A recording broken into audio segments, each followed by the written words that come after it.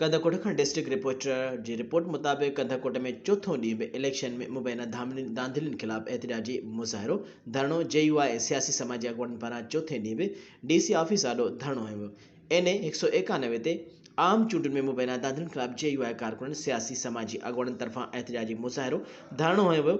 अॻुवाननि में शमसुद्दीन भेरी, हाफ़िज़ सईद अहमद चाचड़, ख़ान मोहम्मद मलिक, जमालुद्दीन ओगाही, मोहम्मद इब्राहिम ख़ाकी, ज़ुरियत बिजारानी, असदुल्लाह ओगाही ऐं ॿियनि जी अॻुवाणी में एहतजाजी धरणो हयो वियो। उन मौक़े ते अॻुवाननि मीडिया सां ॻाल्हाईंदे चयो त NA 191 जे सीट ते JUI उम्मीदवार शाहसेन ख़ान बिचाराणी कामयाबी हासिल करे वरिती आहे, जंहिंजा नतीजा रिथाबंदीअ तहत तब्दील कया विया आहिनि ऐं PPA जे उम्मीदवार जे हक़ में नतीजो नाक़ाबिले बर्दाश्त आहे।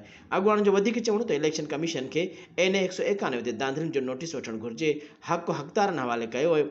ॿिए सूरत में एहतजाजी मुज़ाहिरा धरणा जारी रहंदा। उन मौक़े ते कंहिं अणवणंदड़ वाक़े खे मुंहुं ॾियण लाइ सिक्योरिटी जा इंतज़ाम इंतहाई सख़्त कया विया। रेंजर्स पुलिस जी वॾी नफ़री तैनात कई वई।